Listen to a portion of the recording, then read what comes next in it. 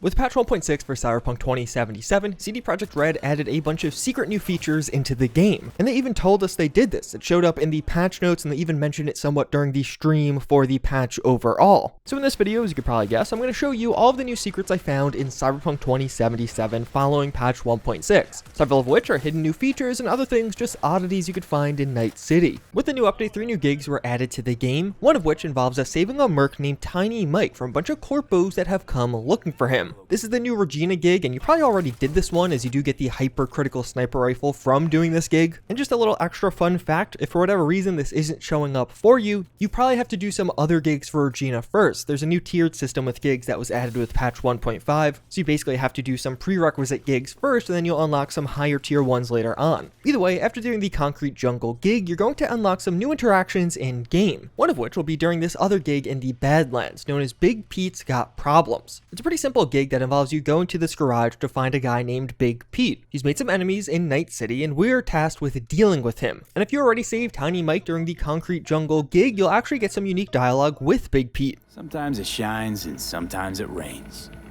Sound like my brother. Wait, you're the one who saved Tiny Mike. Don't change the subject. Mikey said you're a solid merc. Change your mind and I'll pay you. Kiss and see goodbye right after.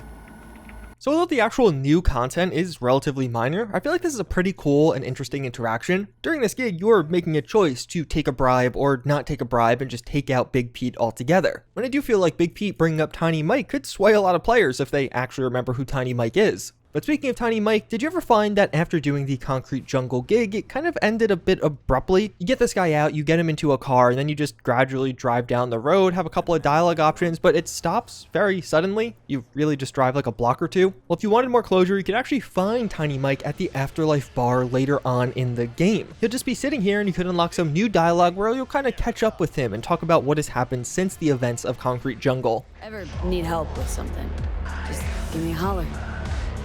Let's not get too cocky, all right? You did Regina and I both a favor. It's not like we're about to forget that anytime soon. The life of a merc's got its ups and downs. Although it definitely seems like there could be other requirements to get him to actually spawn here. On a lower level character, I couldn't find him in the Afterlife, even after completing the gig, but not completing every gig in the game. While on a higher level character, he was there almost immediately, where I had every gig complete. During the live stream showcasing some of the new features coming with patch 1.6, CDPR confirmed that in the future, they're actually going to add things like police chases to Cyberpunk, this likely coming in patch 1.7. And it seems like as a little appetizer to this, they added in a bunch of additional police interactions in Night City. A few of these were added with patch 1.5, but they definitely got an expansion with patch 1.6. In Watson, right on the Goldsmith Street fast travel marker, you'll be able to find a new police car there now. You'll be able to notice these by the little yellow NCPD markers on your map, but this police car is up to some very suspicious activity.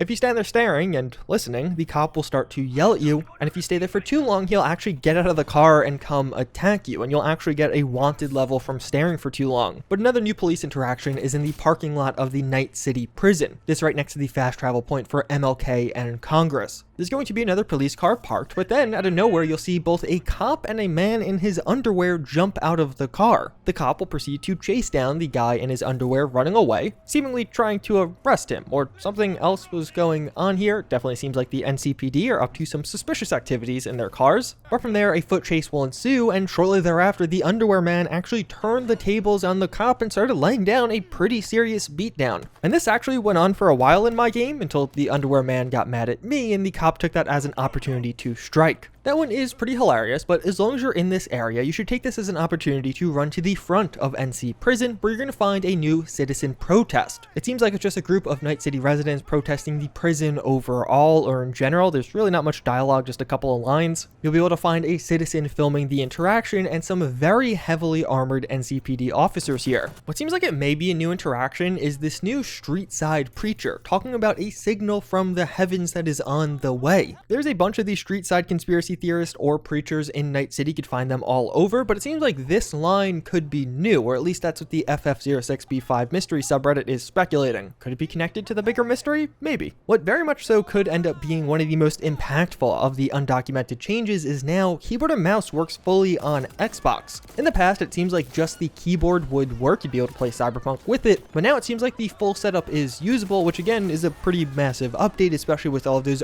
other new features for consoles like cross-save as well as the 60 FPS mode on the Series S. With this update, clothing shops get a variety of both positive and negative changes to them. There's now a new dedicated not in wardrobe key, so you can see what clothing items this vendor sells that you currently don't have in either your inventory or in your stash. Basically see what clothing this vendor sells that you don't already own, which is really handy. Quite a big quality of life improvement that I'm very happy to see added to the game, but there are a bunch of other changes that I'm sure a lot of you aren't happy to see come to this game. Shortly after the patch went live, quite a few people started to realize that there are a bunch of things removed from clothing vendors. Legendary clothing, clothing mods, and even crafting recipes seem to no longer pop up in these stores. If you compare the same vendor to the patch 1.52 version, you can see he has 4 legendary pieces of clothing for sale, as well as a couple of different clothing mods and even some crafting specs for clothing I could buy. With patch 1.6, all of this was removed, and it seems to apply to just about every clothing vendor in the game. There was some hope in the community that this was the result of a bug or unintended change, but one user on the CD Projekt Red forums reached out to support trying to report this as a bug, and apparently support responded saying this is an intended change. It seems like this is meant to be more of a gameplay change. Instead of just being able to go to any clothing vendor and buy some of this content, now you're meant to find it while exploring, while doing gigs, etc. A lot of people pretty unhappy about this one. I wouldn't be shocked if some of this content is changed with mods in the future, but at least as of right now, it seems intended. Although there is some speculation and some initial analysis that perhaps there are better drop rates in the world as a result. Some users are reporting finding higher tier drops in general following patch 1.6, but more testing is needed to find out if that's true. Although patch 1.6 also added a new clothing vendor, at least sort of, Kareem Knoll is going to be a samurai superfan, a big fan of Johnny Silverhand, and he sells a bunch of samurai and Silverhand memorabilia. This vendor is actually a part of the quest The Ballad of Buck Ravers, but once you actually shop with him during that quest, he becomes locked for the rest of the game. You basically could use him once and then never again. With patch 1.6, they opened him up as a permanent vendor now. So after doing the quest, you can head over to the Cherry Blossom Market and you're able to buy things from him. One of the new weapons added with patch 1.6 was the Senko LX. It's this really cool new tech weapon, and you're going to get it during one of the gigs, or you can actually get it from the high-end downtown clothing store in Night City. And at this location, it will have a unique paint job. Unfortunately, it does not have any kind of special effects, nor is this technically iconic, but if you are looking for what is otherwise a very cool new tech weapon, this is one opportunity to get that and get it very consistently. One change that technically was documented, but I've seen a lot of people overlooking it, is the animation and reaction change to NPCs. So now when you bump into them, things will visually be a bit different and they'll actually react and kind of stumble to you bumping into them. Makes NPCs seem a bit smarter. Sometimes they may even get mad at you if you do this too often. But if you want to scare them all, you could also take out the Cuddle-matic. This is the new chainsaw sword that was added. It was described as being really loud, and although it's a cool weapon in general, it also has the added benefit of terrifying other NPCs. As you take this out, it'll basically intimidate all of the people around you and they will scurry off in a different direction. And last but not least, there was a new car added to this game. As I've mentioned in my last video, I could not for the life of me find the car. I still couldn't, but it was added to the wiki and it looks like this. Unfortunately, this is one of those cars that's just going to pop up in the world. You can't actually get this added to your garage as far as I can tell. But yeah, if you're curious or wondering about this new car, this is what it looks like. I've seen some other speculation around certain other changes like the mod slots on weapons being modified or even other new police chases, but I think a lot of that content is from patch 1.5 and people just don't realize. In this video, there's definitely a fair amount of testing things that apparently were secret changes, and then it turned out, oh no, this is actually not a new thing. And honestly, I was pretty surprised by the lack of secrets with patch 1.6. With patch 1.5, there were a ton. I think I had over 20 to cover in different videos, and even with patch 1.3, there were a ton of secret and undocumented changes. And although we did get mention of some new secrets added with this update, as far as I can tell, after a lot of testing and a lot of searching, these were all of the major ones. Although definitely if I missed anything, let me know in the comments down below. I'll pin the comment or even just add an addendum. With that said though, hopefully you guys enjoyed this one. As always, again, I thank you all for watching, and with that, I hope to see you all next time. Later.